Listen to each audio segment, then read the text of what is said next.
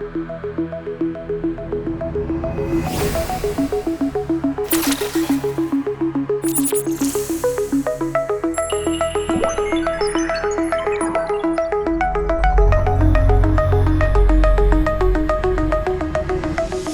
up, everyone?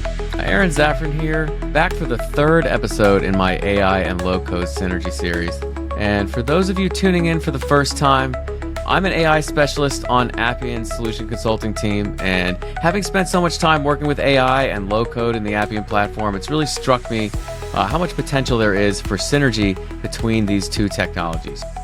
Low-code really enables you to focus on the value that AI can deliver rather than all the complexities of implementation. And it was this realization that inspired me to create this series. And so I'm excited for today's third episode. And this episode is all about Appian's AI Document Center, which is a powerful tool for extracting information from documents using AI. You know, there's a lot of different document processing capabilities out there, but they definitely are not all created equal.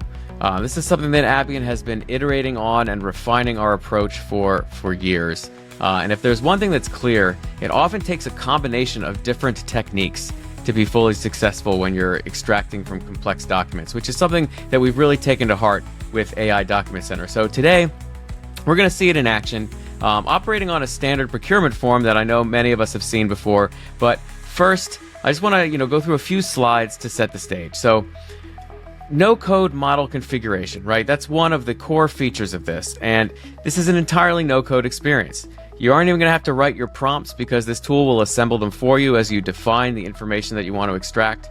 We're going to see this in action, and you'll see how easy it is to set up and how quickly you can hit the ground running. Rapid model testing and iteration, this tool isn't just about extracting, but also measuring extraction performance. Being able to iterate and refine when you're working with these sort of extraction models is really important. The first time or the second time isn't necessarily going to get it. You need to understand what went wrong and what you need to improve on. And a platform like this is going to help you experiment and maintain different versions and kind of compare the performance of your different approaches. And you can also compile standardized test cases so your testing approach is set up and clear and solid, and make sure your tests are valid, right? So, you can see that it is maintaining a sense of accuracy on a per field basis, and each field has its own extraction approach as well. So we will see that in the demo. And then finally, reconciling and refining, right? This is going to allow us to facilitate a human-in-the-loop evaluation that's going to provide that detailed insight into the performance of the extraction where the human can provide their feedback, right?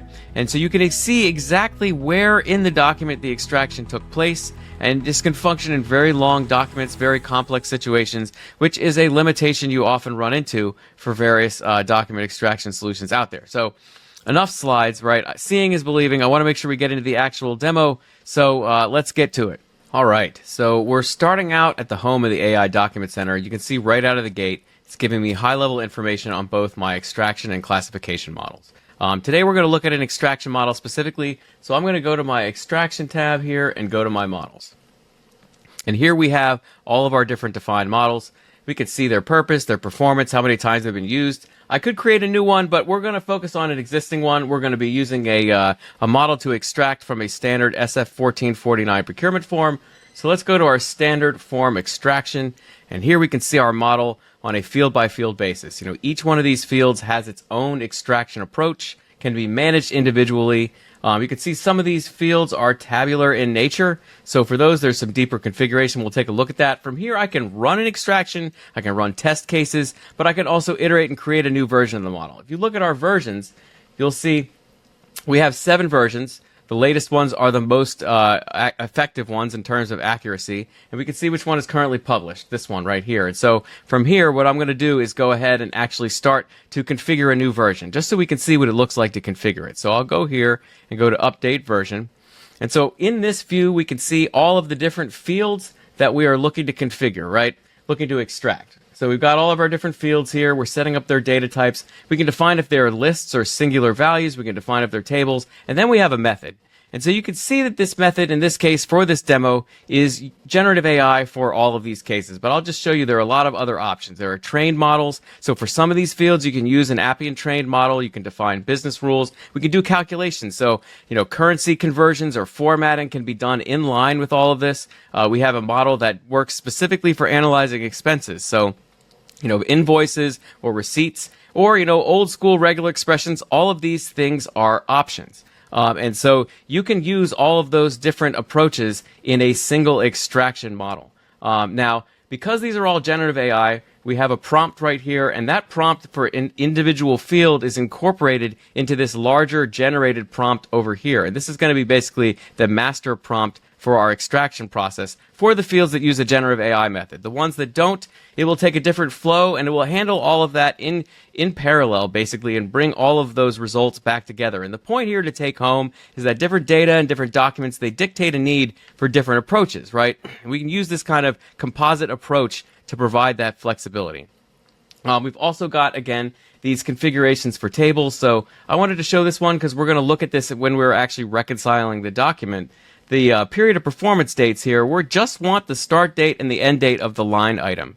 But you will note when we look at the document, there is more information there, and it's doing a great job of just extracting that information. So now that we've seen this, let's take a look at an actual extraction run. I'm going to cancel out of this, and we're going to go into an instance of this. So this is going to show us every attempt to actually extract from a document using this model. And we're going to go to this first one up here at the top. And we can see we've got a document preview. We can see all of the fields that were extracted. I could even look at the tables here and see the values that were pulled out in the tables, but we'll see that in the reconciliation view.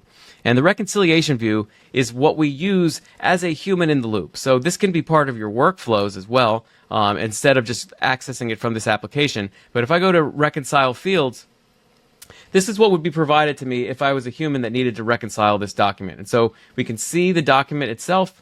We can see all of the fields over here on the left. We can see where in the document the values were actually captured from. So John Smith right there was captured from the document where it was highlighted. And then we can see all of the different values here. I have the chance to override them as well. And we can capture values like is signed, right? This is not an actual value, but a question we're asking about the document.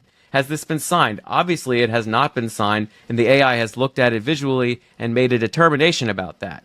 And here you can see, our period of performance dates. I'm going to click on this top one, and you'll see it's going to take me to this line. These dates are not in that format anywhere in here. It's gone into the text of the supplies and service, and it has identified the dates using generative AI and pulled them out and put them in a tabular format. So a lot of power to be able to kind of handle these different formats. Similar situation with our FAR clauses down here. We can see much further down in the document, this table over here doesn't have, common border lines. It doesn't look like a typical table, but it's still able to handle that very effectively.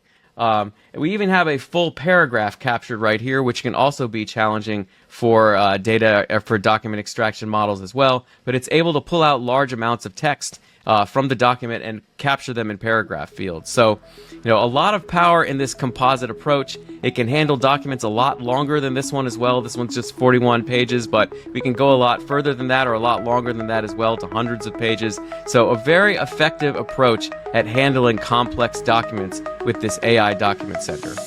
Alright, well, I don't want this video to be too long, so we're going to stop here. We've really just scratched the surface with what the AI Document Center is capable of. Everything that you've seen today can be embedded in workflows and incorporated in your applications as well. This is a very powerful tool that can handle the most complex and varied document extraction use cases. But with that, I want to thank you for tuning in today. As always, if you've got any questions about Appian or you just want to nerd out, please hit me up. I'm always down to chat. But that is it for me today. I hope you have a great rest of your day, and I will catch you in the next one.